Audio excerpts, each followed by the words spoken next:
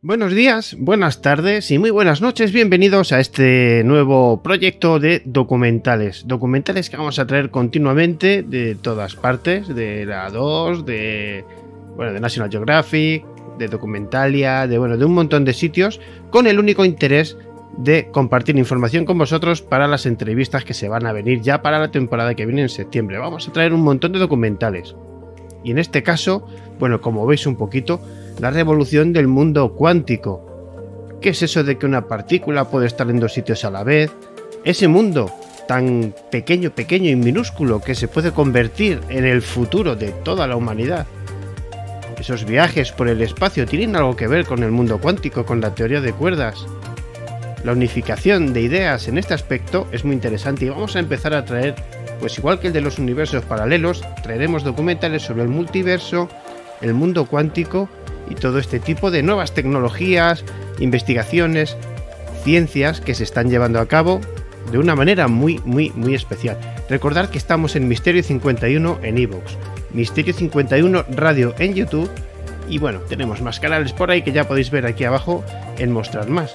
Así que darle like, suscribiros y nos seguimos viendo en estos documentales y pronto traeremos buenos amigos del mundo de la astrología, de la astronomía, de la medicina, de la ciencia para hacer entrevistas. Echar un vistazo a cositas anteriores que tenemos en el canal de iVoox y veréis de qué tipos de personajes estamos hablando. De lo mejorcito que podemos tener en nuestro país, pues poquito a poco irán pasando por este canal. Nos vemos en el próximo documental.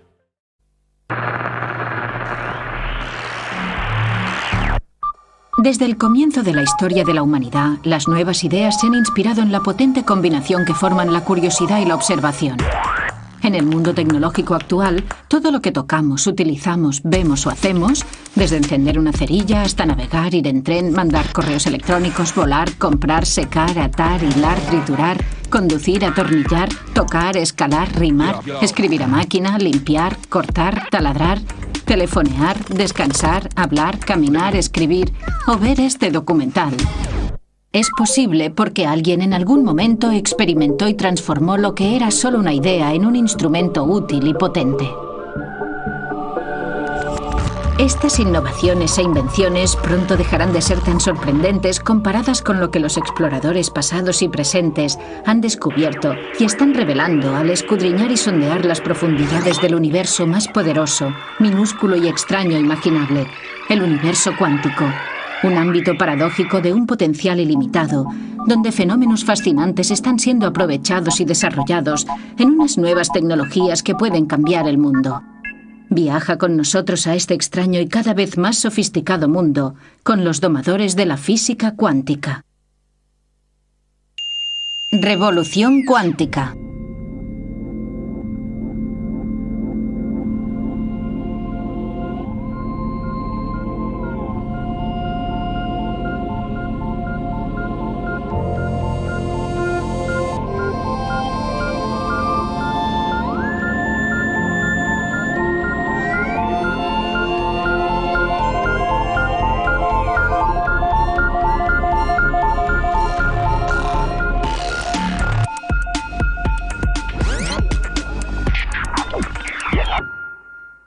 Los primeros indicios que tuvo la humanidad del universo cuántico aparecieron en 1900 con Max Planck, un físico brillante que trataba de averiguar por qué los objetos cambiaban de color al calentarse. Pero esperad un momento. Antes de llegar a la física cuántica tenemos que saber algo de la física clásica. Primero hubo un señor muy famoso llamado Newton que con unas pocas ecuaciones matemáticas de primer grado describió y predijo el movimiento de los planetas. Era una idea muy potente. Isaac Newton comprendió el poder de las matemáticas. Descubrió que no solo se pueden resumir un montón de hechos o de datos en una ecuación de primer grado, sino que además podemos utilizar estas ecuaciones para predecir el futuro. Lo que descubrió es que el mundo es fundamentalmente predecible. Después, James Clerk Maxwell demostró que la electricidad y el magnetismo también pueden resumirse con tan solo unas pocas ecuaciones matemáticas. Las ecuaciones de Maxwell tuvieron una tremenda repercusión en el desarrollo tecnológico del siglo pasado, el siglo XX. Todo lo que vemos a nuestro alrededor, la televisión, los teléfonos móviles y muchas de estas útiles herramientas tecnológicas que utilizamos diariamente, son el resultado de esta tremenda revolución que inició Maxwell. Entre Newton y Maxwell, los científicos pensaban que sabían cómo funcionaba el mundo real. Las cosas orbitaban las unas alrededor de las otras y casi todo lo que se transmitía, incluida la luz, se hacía en forma de ondas, como las que se ven cuando las gotas caen sobre el agua. A estas brillantes observaciones las llamaremos el mundo clásico, un mundo donde todo es previsible y resulta familiar, lo que nos lleva de nuevo a Max Planck, que nos introdujo en la era cuántica, la del láser, de los discos compactos, los ordenadores y los dispositivos de comunicación personal. Pero Planck estudiaba algo que queda muy lejos de estos dispositivos futuristas. Lo que él trataba de descifrar era el misterio de por qué los objetos cambian de color al calentarse. Y os preguntaréis, ¿por qué alguien querría estudiar algo tan... A nosotros nos puede resultar algo aburrido, pero para los físicos era muy interesante. Y si Max Planck no hubiera encontrado fascinante este tema aparentemente aburrido, puede que ahora no tuviéramos la física cuántica. Al igual que Isaac Newton había utilizado las leyes de la física clásica para describir el mundo familiar que le rodeaba, Planck también quería utilizar este método para entender por qué los objetos cambiaban de color al calentarse. Pero lo que descubrió fue que las leyes de la física clásica no funcionaban, la respuesta que daban no era válida, de modo que intentó aplicar un método completamente nuevo, un conjunto de hipótesis matemáticas nuevas, y funcionó, consiguió la respuesta correcta. Pero el problema era que esta nueva hipótesis no se ajustaba a las leyes de la física clásica. Planck había dado una explicación muy precisa, pero que ni él mismo creía. La primera persona que se tomó en serio la idea de Planck fue un joven empleado de la oficina suiza de patentes, Albert Einstein, a quien nadie conocía en aquel momento. Einstein descubrió algo que Max Planck no podía creer, que la luz no es solo una onda continua que a veces se comporta como una partícula. Es lo que los físicos llaman la dualidad onda-partícula. Uno de los mayores logros intelectuales de Albert Einstein, por el que obtuvo un premio Nobel, fue darse cuenta de que la luz actúa como si llegara a fragmentos, a pedazos, a cuantos. Los cuantos de luz se llaman fotones. La sospecha de este hecho surgió anteriormente en la obra de Max Planck, pero para él era solo un artificio matemático. Einstein se dio cuenta de que no se trataba de matemáticas, sino de física, y gracias a ello se pudieron extraer consecuencias y demostrar experimentos que no podían explicarse con las ondas. La obra de Einstein marcó un punto de inflexión en el desarrollo de la física moderna. En 1913, Niels Bohr comenzó a aportar datos a la teoría cuántica al explicar la estructura del átomo usando estas ecuaciones de primer grado. Bohr fue capaz de explicar las propiedades de los átomos utilizando la mecánica cuántica. Para ello utilizó un modelo conocido como el modelo planetario, que es similar al de la Tierra, que gira alrededor del Sol, donde en el caso de los átomos, los electrones giran alrededor del núcleo. Las matemáticas de Bohr mostraron que los electrones no orbitaban alrededor del núcleo de un átomo como los planetas que orbitan al Sol. Solo podían girar alrededor del núcleo a ciertas distancias concretas, lo que los físicos cuánticos denominan distancias discretas o cuantificación. Y esto resultó inquietante para una generación de físicos que habían sido educados en la noción de que las cosas cambian ligeramente. Por ejemplo, la forma en que la Luna gira alrededor de la Tierra y la Tierra del Sol. Pero la teoría de Bohr suponía que los electrones se comportaban como partículas. Hasta que no apareció el físico francés Louis de Broglie, no se demostró que las órbitas atómicas pueden explicarse suponiendo que los electrones, que normalmente se consideran partículas, también pueden comportarse como ondas. Pero estos postulados no explicaban todo el fenómeno y el enigma cuántico consistía en unos puntos desconectados que iban de Planck a Einstein, luego a Bohr y finalmente a de Broglie. Hacía falta una teoría para conectar los puntos y aclarar cómo una onda podía actuar como una partícula y viceversa, y explicar así el misterio de la dualidad onda-partícula de la luz y la materia. En 1925, Erwin Schrödinger formuló la famosa ecuación que lleva su nombre. La ecuación de Schrödinger sentó las bases de lo que terminó siendo una teoría completa de la mecánica cuántica.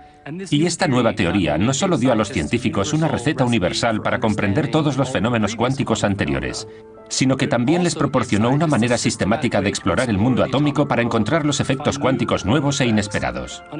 En definitiva, la teoría cuántica supuso para los científicos lo que probablemente sea la teoría más exacta y más potente jamás concebida por la humanidad.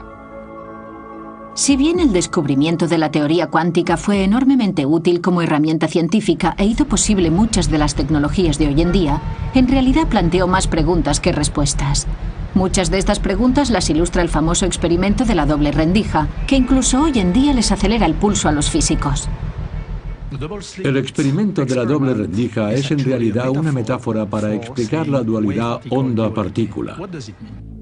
En la física clásica tenemos ondas, como las sonoras o las electromagnéticas, y también tenemos partículas como las bolas de billar. Pero a partir de la mecánica cuántica, una partícula como un electrón a veces también puede comportarse como una onda. El experimento de la doble rendija es muy emocionante para los físicos y muy fascinante para todos los interesados por la mecánica cuántica, porque contiene la esencia de la mecánica cuántica.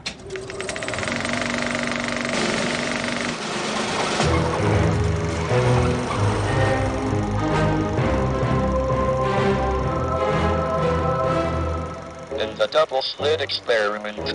A beam of electrons strikes a baffle with two narrow parallel slits in it, and then a screen.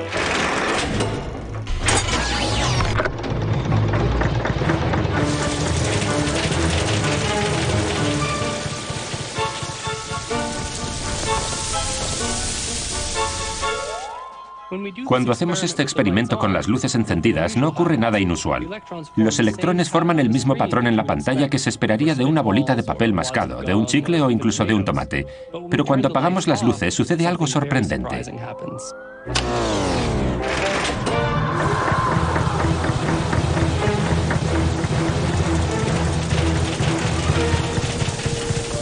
What one observes on the screen is a series of maxima and minima. Esta serie de máximos y mínimos se denomina patrón de interferencias. Los máximos son los sitios donde se acumulan los electrones. Los mínimos son los lugares que evitan. El patrón de interferencia es lo que esperaríamos ver al enviar ondas, no partículas, a través de la doble rendija.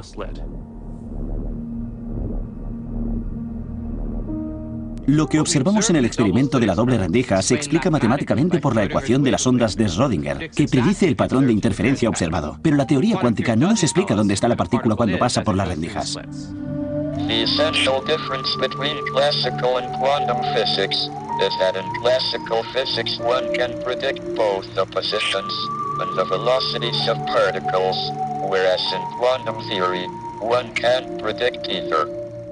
¿Por qué es diferente el patrón de la pantalla según esté la luz encendida o apagada? En la física clásica, estamos acostumbrados al universo que funciona independientemente de que nosotros lo entendamos o no. Podemos observarlo, pero nunca cambia. Funciona según sus propias normas. Pero este no es el caso de la mecánica cuántica, donde si observamos algo, cambia su comportamiento. Pero ¿cómo es posible que en el mundo cuántico, solo por medio de la observación, podamos afectar el modo de comportarse de algo? En nuestro día a día, observar solo significa mirar, es una actividad pasiva. Pero hay que recordar que la observación siempre requiere luz, y en el mundo cuántico la luz viene en fragmentos llamados fotones. Para verlo, vamos a apagar las luces del cine de nuevo y ver exactamente lo que quieren decir los científicos cuando usan las palabras observación y medición. Para observar cómo pasan los electrones por las dos rendijas, hay que arrojar luz sobre ellos, pero al hacerlo los fotones pueden causar que los electrones se comporten de un modo diferente. En este caso, los fotones hacen que los electrones se comporten como partículas, por lo que el patrón de interferencia en la pantalla desaparece. Y ahora que sabemos lo que pasa cuando las luces están encendidas, la pregunta es, ¿qué pasa cuando las luces están apagadas? Sobre esta cuestión los científicos tienen diferentes opiniones y algunas teorías impactantes. Del experimento de la doble rendija se desprende que mientras un objeto cuántico no se mide o no interacciona mucho con su entorno, por lo general no tiene una posición definida. Normalmente se distribuye en muchas posiciones. Es lo que se denomina superposición cuántica.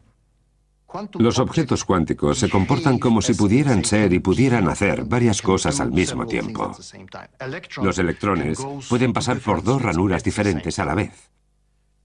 Esto me recuerda a Yogi Berra, que dijo: cuando llego a una bifurcación en el camino, la cojo. Estas ideas radicales demostraron hasta qué punto las superposiciones cuánticas pusieron en tela de juicio la noción clásica de la realidad. Pero estas ideas inquietaron a muchos científicos, entre ellos a Erwin Schrödinger, quien se dio cuenta de que si se aplicaran las superposiciones al mundo cotidiano, darían lugar a predicciones extrañas. Para ilustrar este punto, concibió un experimento Gedanken. Un experimento Gedanken es un experimento mental, es decir, un experimento imaginario que nos permite centrarnos en alguna cuestión conceptual. Si realmente comprendemos una teoría, deberíamos ser capaces de decir lo que predice la teoría en cualquier tipo de situaciones, incluidas las que no se pueden llevar a cabo en un laboratorio. El famoso experimento mental de Schrödinger se conoce como el gato de Schrödinger. El gato de Schrödinger es una especie de parábola sobre la idea de la superposición cuántica. A Schrödinger le perturbaban las implicaciones de la teoría cuántica. Aparentes paradojas de la mecánica cuántica. Quería demostrar lo absurda que era la mecánica cuántica. Y para ello se le ocurrió un experimento Gedanken. Un experimento mental. La idea era la siguiente. Cogemos un gato. ¿Un gato? Un gato. Un gato con mala suerte. Y lo metemos en una caja. Totalmente aislado del exterior. En la caja también hay un martillo y una proleta. Llena de cianuro. Cianuro. Además, la caja también tiene un mecanismo de control accionado por un solo átomo que puede descomponerse radioactivamente. Cuando el átomo se descompone, el detector activa el martillo. De modo que se rompe el vial. Y se libera el cianuro. Y eso matará al gato. Y el gato morirá. Y si no se emite la partícula, no se libera el veneno y el gato no muere. Ahora supongamos que después de, digamos, una hora, hay una probabilidad del 50% de que el contador Geiger haya detectado algo. Hasta que no miremos dentro, existe la posibilidad de que el gato esté o bien vivo o bien muerto. Si creemos en la mecánica cuántica, el gato en ese momento se encuentra en un estado en el que está a la vez vivo y muerto.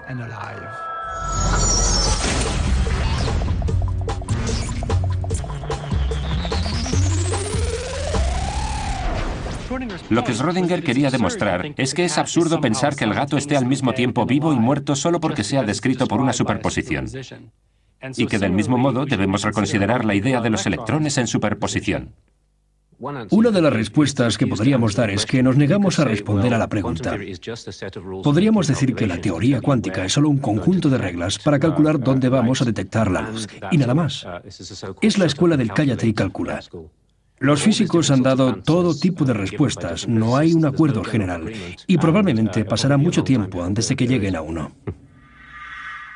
Ahora bien, mientras que los físicos pueden estar en desacuerdo acerca de si se debe tomar en serio la idea de que el gato está vivo y muerto a la vez, lo importante es que la superposición no se puede explicar en los términos de los conceptos clásicos, y eso es exactamente lo que hace que la mecánica cuántica sea tan intrigante. Al igual que a Schrödinger, a Einstein le seguía intrigando esta aparente paradoja. Einstein creía que se podría entender todo si se descubriera una teoría más exhaustiva, más completa.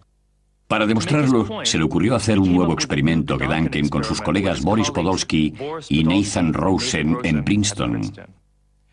Gracias a él, probaron que ciertas combinaciones o superposiciones de partículas pueden combinarse de un modo extraño y contradictorio que no puede explicarse con la mecánica clásica. El resultado es lo que se llama la paradoja Einstein-Podolsky-Rosen, o EPR. La tesis en sí resultaba difícil de entender para las personas de a pie y quizá incluso para los científicos. ¿Listo? Vale. En una teoría completa, hay un elemento que corresponde a cada elemento de la realidad. Una condición suficiente para la realidad de una cantidad física. Es la posibilidad de predecirla con certeza sin perturbar el sistema.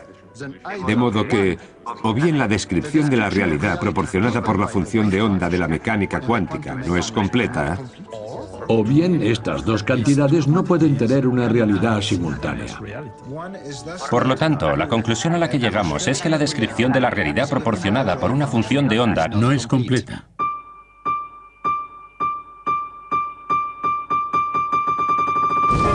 ¿Qué significa esta afirmación tan compleja?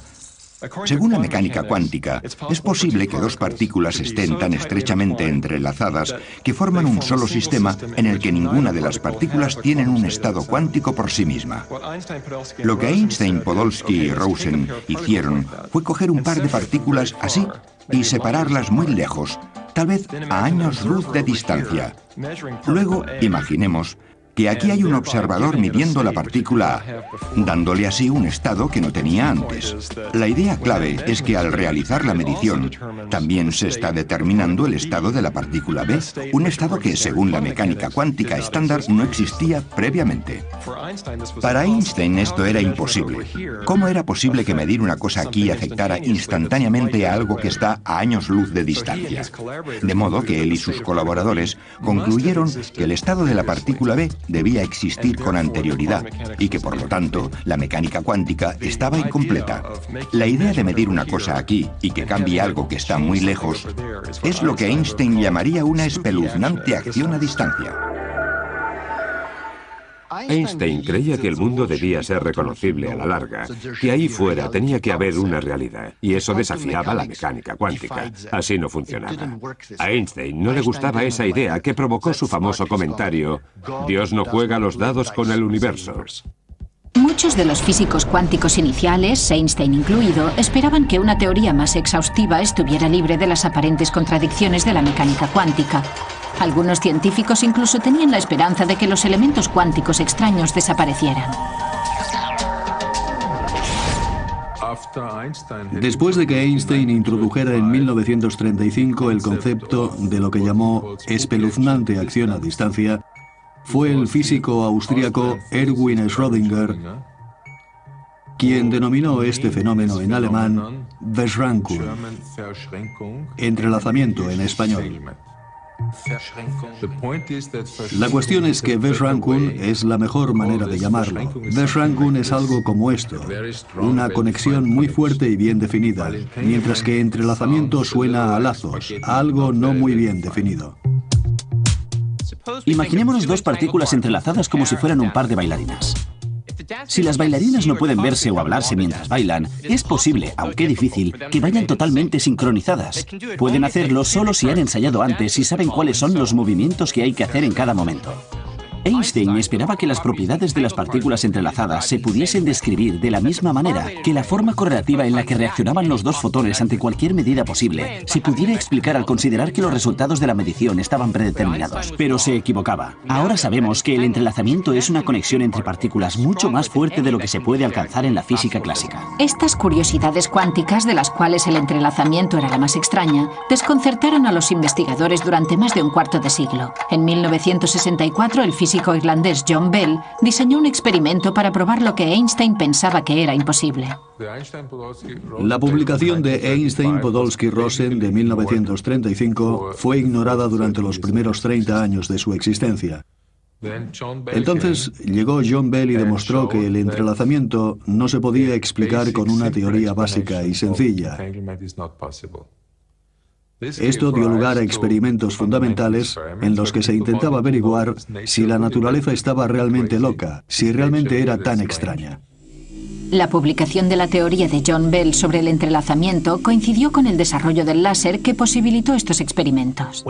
Cuando leí el artículo de John Bell, descubrí lo que era el entrelazamiento y me pareció absolutamente fascinante. Para mí fue toda una revelación, algo así como amor a primera vista. El artículo explicaba que el gran debate entre Einstein y Bohr sobre la base de la mecánica cuántica se podría resolver por medio de un experimento. Yo era el experimentador y quería participar en la solución de ese debate.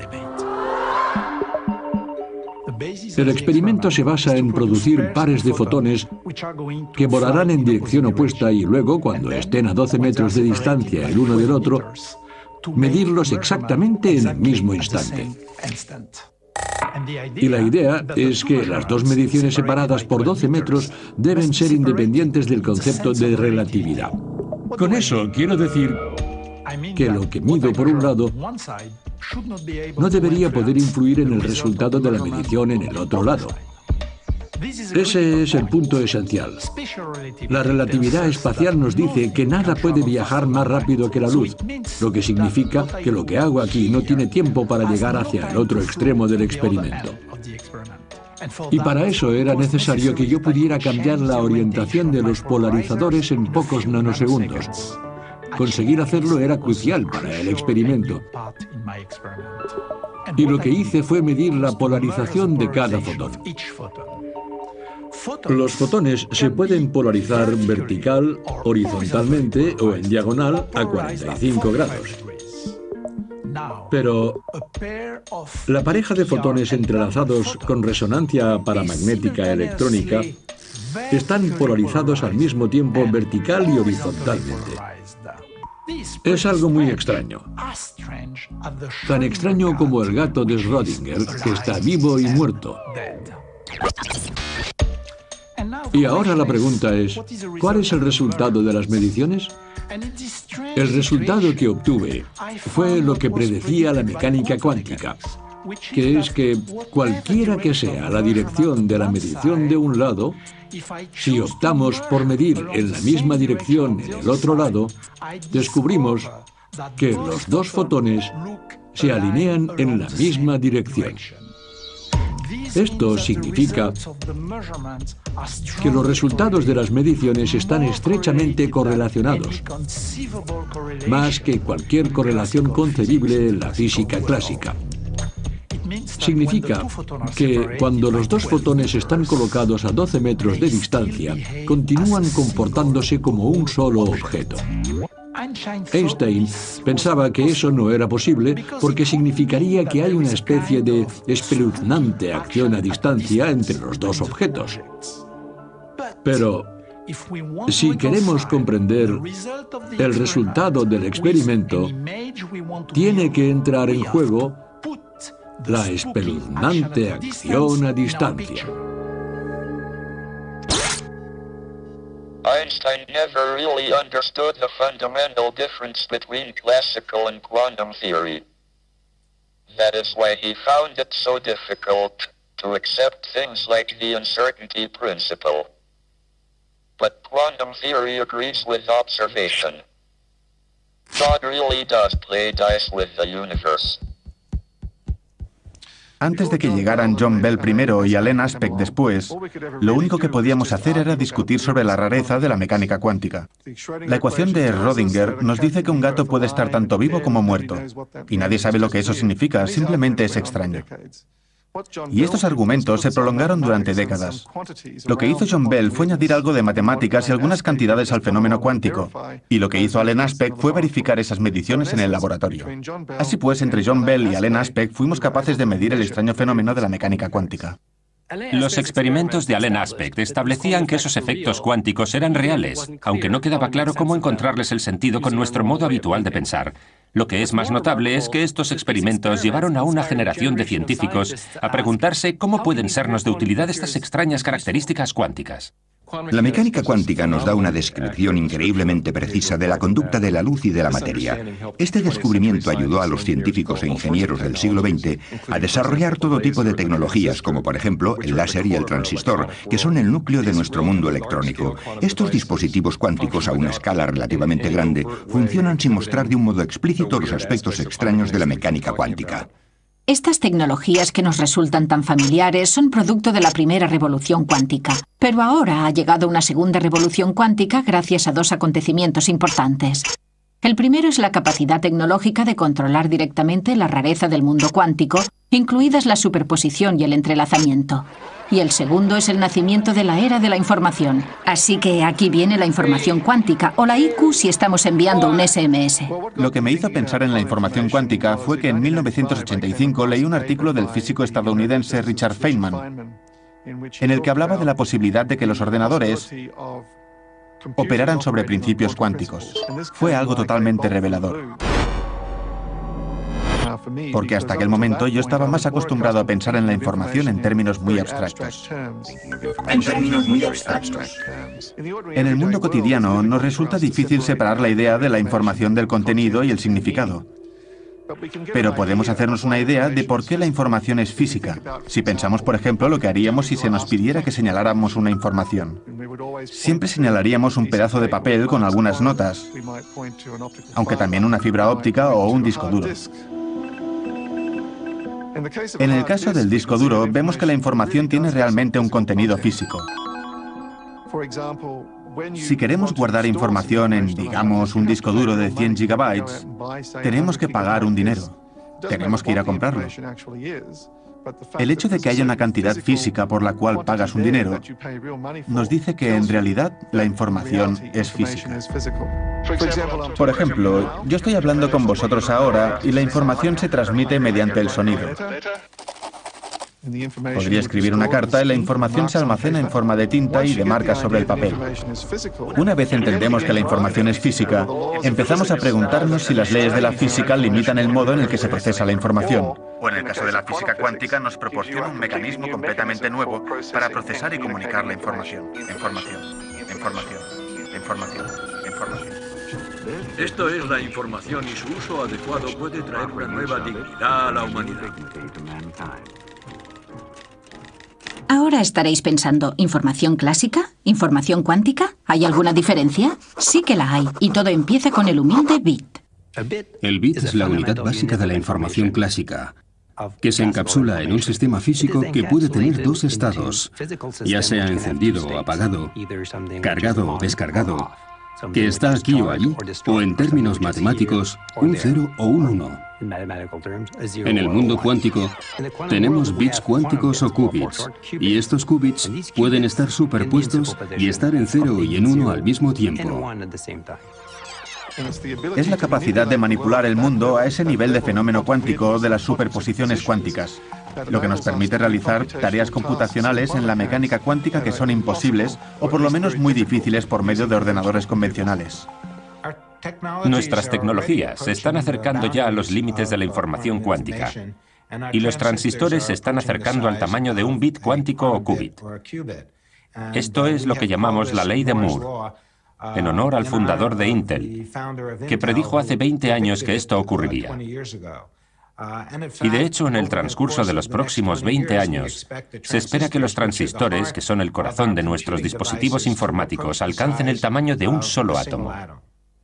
La segunda revolución cuántica consiste hoy en día en ser capaces de manipular sistemas cuánticos individuales, moléculas individuales, átomos individuales o, en mi caso, fotones individuales. Hasta ahora, después de la primera revolución cuántica, hemos sido capaces de manipular conjuntos. Por ejemplo, un láser produce miles de millones de fotones, no fotones individuales, sino miles de millones. Y hoy, el hecho de que se puedan manipular y dominar cuantos individuales, como los llamamos, abre toda una nueva era de desarrollo tecnológico. Uno de los primeros logros de esta segunda revolución cuántica es la capacidad de los físicos de construir herramientas increíblemente precisas como un reloj atómico, el dispositivo para medir el tiempo más preciso del mundo. Actualmente, la precisión de los relojes atómicos es tal que si fabricáramos un reloj y lo dejáramos funcionando durante 60 millones de años, no perdería más de un segundo. Y resulta que la precisión y el control cuántico que podemos conseguir con los átomos que utilizamos para los relojes atómicos es también la base de los qubits. Si podemos controlar qubits individuales, tendremos un reloj impresionante. Si además los juntamos y controlamos las interacciones de cientos de ellos a la vez, no solo tenemos un reloj cuántico mayor, sino que además creamos un ordenador cuántico, posiblemente la invención más importante de nuestro tiempo. La informática cuántica puede considerarse una revolución en la teoría de la informática. Nosotros creemos que los ordenadores cuánticos podrán realizar ciertas tareas exponencialmente más rápido que los ordenadores clásicos. ¿Y por qué? Existe una tesis fundamental en la informática llamada la tesis de Church-Turing, que dice que todos los ordenadores normales clásicos son esencialmente equivalentes. No es que trabajen exactamente a la misma velocidad, pero sí que actúan siguiendo las mismas normas. Se comportan de manera similar. Si intentamos realizar alguna tarea con, por ejemplo, un portátil, y luego intentamos hacer lo mismo con otro ordenador, se comportan más o menos igual. La computación cuántica es completamente diferente. No funciona igual. Quantum computers are based on the fact that the quantum state of a computer memory contains much more information than its classical description. El ordenador cuántico también será diferente en el sentido de que manipulará y almacenará bits cuánticos en vez de bits clásicos. Los bits clásicos pueden tener dos estados, 0 o 1. Los bits cuánticos pueden tener muchos estados. Y esta nueva variedad de posibilidades conduce a nuevos fenómenos tales como el entrelazamiento y la interferencia. Creemos que eso es lo que puede dar a un ordenador cuántico toda su potencia, estos nuevos fenómenos. Pero exactamente cuánta potencia más y con qué fin. Una de las primeras aplicaciones de los ordenadores cuánticos, y una de las más útiles, es simular sistemas cuánticos. Seguramente no sea algo que la mayoría de la gente quiera hacer en casa, pero tiene unas aplicaciones potenciales enormes. Para entender la simulación cuántica es importante saber para qué necesitamos la simulación. Pensemos en un simulador de vuelo. ¿Para qué tenemos un simulador de vuelo? El simulador de vuelo es una caja que tiene un volante, una palanca, un cuadro de instrumentos, etc., y que se mueve hacia adelante y hacia atrás, arriba y abajo. Con él podemos simular el aterrizaje de un 747. ¿Y para qué lo queremos? Pues porque no queremos que nadie coja un 747 de verdad y lo aterrice hasta que no haya aprendido a manejarlo. ¿Me explico? Pues la simulación cuántica es lo mismo.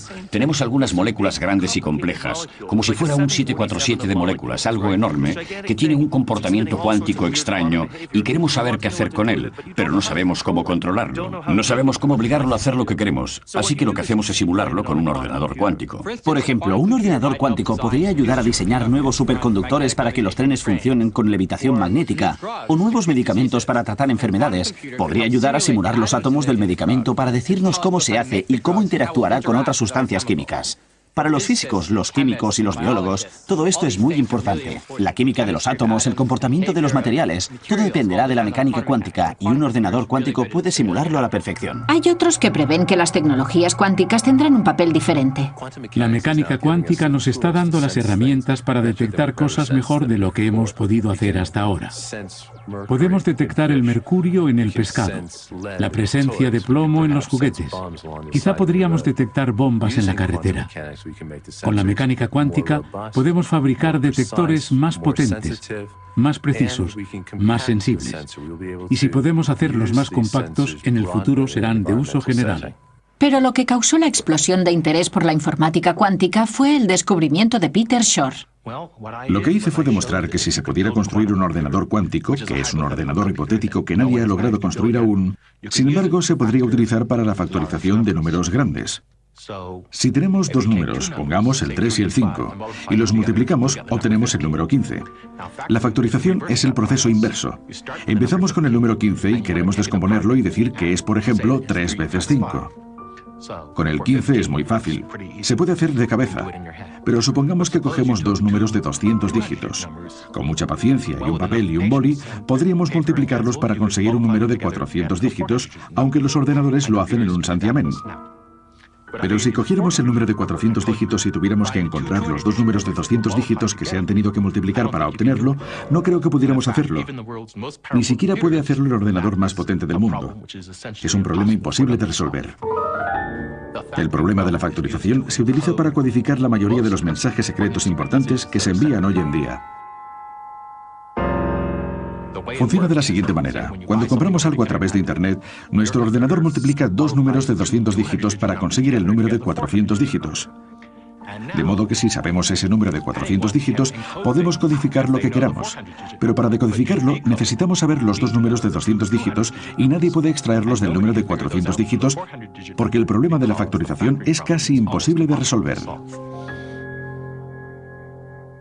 El descubrimiento de Shor fue muy inquietante, porque básicamente lo que venía a decir era, dame un ordenador cuántico y podré craquear el método más común y más importante de codificar información secreta. Los gobiernos se toman la creación de un ordenador cuántico muy en serio. Es una amenaza. Puede descifrar muchos de los códigos de cifrado que se utilizan hoy en día, incluidos los utilizados en los satélites, en los bancos y en las tarjetas de crédito para proteger las comunicaciones. Pero así como los físicos teóricos vieron que un ordenador cuántico podría descifrar mensajes secretos, también se dieron cuenta de que los efectos cuánticos podrían utilizarse para crear los códigos más secretos del mundo, los códigos cuánticos, y proporcionar así un modo extremadamente secreto de mantener la información privada. En la criptografía clásica, por lo general se parte del supuesto de que el sistema es seguro porque el supuesto espía, no puede resolver un problema computacional difícil. La criptografía cuántica funciona sobre un principio diferente. Es imposible descifrar un código criptográfico cuántico si no se violan las leyes de la física. Con la criptografía cuántica es imposible espiar durante la transmisión sin ser detectado. Es lo que podríamos llamar el efecto del observador ruidoso. Es como cuando estás en una fiesta y escuchas la conversación de la pareja de al lado. Ellos saben, sin mirar siquiera, que los estás escuchando. La criptografía cuántica ya se está utilizando a un alto nivel para asegurar los resultados de las elecciones de Suiza. En este laboratorio hemos desarrollado la tecnología básica de la criptografía cuántica.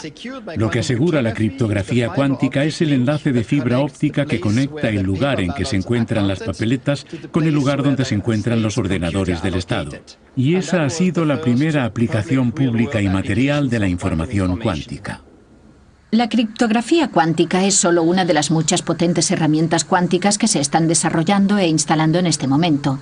Pero la aplicación más fantástica y asombrosa es un fenómeno llamado la teletransportación cuántica. La teletransportación cuántica no tendrá nada que ver con lo que vemos en la ciencia ficción, porque de hecho no se transmite materia de un punto a otro. Lo que se transmite es la información cuántica. La teletransportación cuántica se hace posible gracias al entrelazamiento. Se utiliza el entrelazamiento de dos fotones para transmitir la información de uno hacia el otro. En 2004 hicimos un experimento de teletransportación cuántica a través del río Danubio. Colocamos un cable de fibra de vidrio que iba de una orilla a otra, separadas por una distancia de 600 metros. La fibra cruzaba el río a través de una alcantarilla, por lo que lo llamamos el experimento del tercer hombre, en referencia a la película El tercer hombre que se rodó en las alcantarillas de Viena, interpretado por Orson Welles. Esta es la única película donde la música la interpreta una cítara. Creamos estos fotones entrelazados arrojando un láser muy potente en un cristal especial, que hace que un fotón de alta energía pueda descomponerse en dos fotones de baja energía que luego se entrelazan. Enviamos uno de los fotones hacia el otro lado del río y el otro lo mantenemos en el sitio. Este fotón se encuentra con el tercero, el que será teletransportado. Al entrelazar estos dos, las propiedades cuánticas del tercero se transfieren a la partícula del otro lado del río y termina la teletransportación. La teletransportación cuántica es una de las manifestaciones más bonitas del entrelazamiento. Con la teletransportación cuántica tenemos algo, el estado cuántico o la estructura esencial de la materia, que desaparece en un lado y vuelve a aparecer en el otro lado sin ni siquiera existir entre medio. Pero el experimento de 2004 es Schnee von gestern, que quiere decir nieve de ayer. Algo pasado. A la larga queremos llegar hasta los satélites y establecer la comunicación cuántica a escala mundial. Ahora conocemos el poder de la información cuántica, pero ¿qué se necesita para aprovechar al máximo el potencial de esta tecnología? ¿Qué hace falta para construir un ordenador cuántico? The principles of quantum computing are well understood.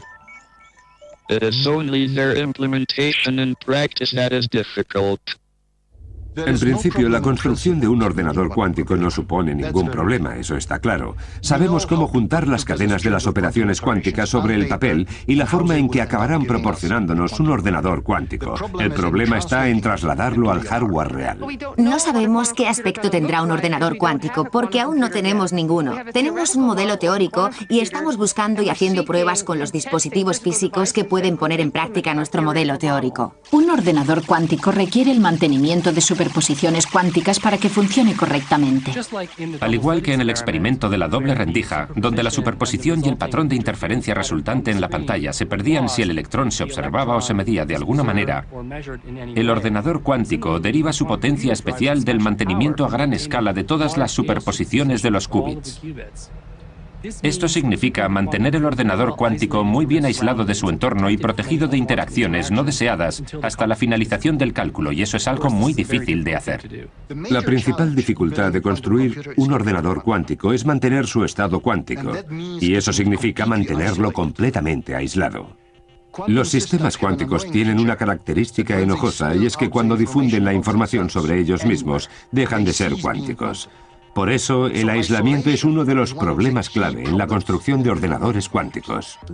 Los objetos cuánticos o físicos grandes se componen de miles de millones de partículas. Cada una de estas partículas es una partícula cuántica, pero cuando se juntan un gran número de partículas, cada una de estas partículas interactúa con el entorno. En los sistemas cuánticos, el entorno se refiere a todas las cosas que rodean el sistema de partículas cuánticas, como el polvo o los campos magnéticos, la radiación, cualquier cosa que pueda provocar un comportamiento no deseado en el sistema que se está tratando de controlar. Los estados de superposición son muy difíciles de conservar. En el laboratorio del Dr. Wineland, los qubits se almacenan en una trampa de iones. La analogía de la trampa de iones con la canica en el cuenco es la siguiente. Imaginemos que la canica es el átomo y el cuenco es la trampa, la forma de sujetar los átomos. Y una cosa que podemos hacer es poner la canica en una órbita circular alrededor del centro del cuenco. Y eso es lo que podemos hacer también con los átomos.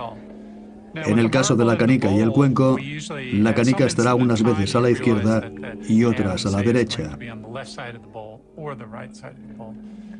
Pero lo extraño de los sistemas cuánticos, que nos permite hacer qubits, es que podemos poner el átomo en un estado de superposición en el cuenco, en la trampa, de modo que no esté unas veces a la izquierda y otras a la derecha, sino que esté al mismo tiempo a la izquierda y a la derecha. La analogía con el gato de Schrödinger es que podemos crear situaciones en las que tenemos una superposición de todos los átomos apuntando en una dirección y en la dirección contraria al mismo tiempo. ¿Y qué aspecto tendría un ordenador cuántico? Detrás de mí se ve un prototipo de un ordenador cuántico. Está hecho con un imán muy potente, compuesto por un material superconductor, bañado en helio líquido a unos 266 grados centígrados bajo cero. Los qubits están compuestos de pequeños imanes en el interior del núcleo de los átomos. Al final de la computación, utilizamos el campo magnético de estos qubits para poder leer la respuesta. Este ordenador cuántico en concreto tiene una docena de bits cuánticos o el equivalente a 1000 bits clásicos, que es lo que tenían los ordenadores de la década de los 50. Si somos capaces de construir un ordenador cuántico con unos 60 o 70 bits cuánticos, tendremos una máquina más potente que todos los ordenadores normales que hay en el mundo juntos. Hoy en día, los científicos están sobrepasando los límites de la teoría y la experimentación de la pizarra al laboratorio, aprovechando el potencial del misterioso mundo cuántico de la naturaleza, sentando las bases de nueva era de descubrimientos e innovación. Creo que los efectos de lo que estamos hablando pueden tener una enorme repercusión en la tecnología del futuro y en nuestro estilo de vida, pero no me oirán decir exactamente lo que va a pasar. Sin embargo, creo que lo más importante de cara al futuro es que ahora que estamos aprendiendo a hablar con los átomos en su propio idioma, en el lenguaje de la información cuántica, podemos hablar con ellos y tratar con ellos como nunca antes habíamos podido. Es dificilísimo predecir la repercusión de una nueva tecnología. Pensemos, por ejemplo, en el láser, que se inventó a mediados del siglo XX. ¿Quién podría haber predicho en aquel momento que el láser se iba a utilizar para reproducir CDs, para registrar el precio de los alimentos o para la cirugía ocular con láser? Yo creo que nadie podría haber previsto el impacto social del láser. Yo creo que la tendencia es siempre la misma. Se empieza con la investigación básica en un laboratorio, con una máquina grande y compleja que cuesta mucho dinero. Y si hay un mercado real, al final se obtiene un equipo pequeño y bastante económico. Con el ejemplo del láser pasó lo mismo. Los primeros láseres eran unas máquinas grandes, complicadas de manejar y poco fiables. Hoy en día, todos los reproductores de CDs o DVDs tienen un pequeño láser semiconductor que solo vale $1. Estoy totalmente convencido de que si los fotones, ya sean simples o entrelazados, tienen una aplicación real y un mercado, será posible hacerlos muy pequeños y baratos. En los años 50, los primeros ordenadores clásicos se hacían con finalidades muy concretas y aburridas, visto desde la perspectiva actual. El presidente de IBM llegó a decir en algún momento: no creo que se vayan a vender más de un puñado de computadoras en todo el mundo. Nadie pudo prever que ahora podríamos estar esperando al autobús y hablando con un amigo al otro lado del mundo, buscando dónde poder comprar una pizza, viendo una película. Nos ha cambiado la vida. Sé que la informática cuántica es potente, nos abre todo un mundo nuevo para observar el universo y buscar información, y no tengo ni idea de cómo cambiará eso el mundo dentro de 20 o 30 años. Una oportunidad maravillosa de transformar la manera de funcionar la sociedad es utilizar líneas de transmisión superconductoras como eje para la transmisión de energía. Si podemos utilizar este efecto mecánico cuántico, que se puede utilizar, está comprobado, si podemos utilizarlo a gran escala para transmitir energía a través del continente, podríamos tener fuentes de energía renovable más eficaces, fáciles de diseñar y transmitir la energía allí donde se necesite. Espero que esto suceda pronto. De hecho, podría ocurrir muy pronto. Es verdad que la mecánica cuántica es muy extraña, pero también lo era la capacidad de volar de los humanos antes de que descubriéramos cómo construir aviones y cohetes para contrarrestar los efectos de la gravedad. Ahora estamos despegando hacia el futuro de la cuántica. Si entendemos cómo se comportan los átomos y las partículas elementales al nivel más íntimo y hablamos su mismo idioma, podremos domar esos cuantos salvajes. Podremos colaborar con ellos para construir nuevas formas de procesar la información, nuevas formas de informática y de comunicación que transformarán nuestras vidas de una manera radical. Esta manera de ver el mundo, de comprenderlo a la escala de la información cuántica, tiene el potencial de transformar cualquier tecnología que poseamos. Y transformándola y aprendiendo a hablar con esos átomos y partículas elementales, encontraremos nuestro sitio en el mundo cuántico.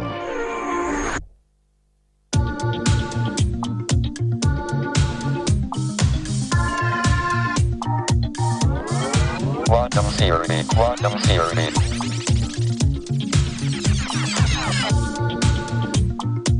Quantum terrors.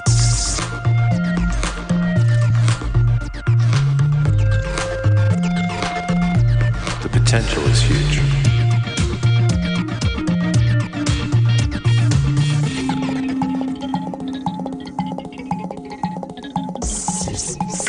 System tamer,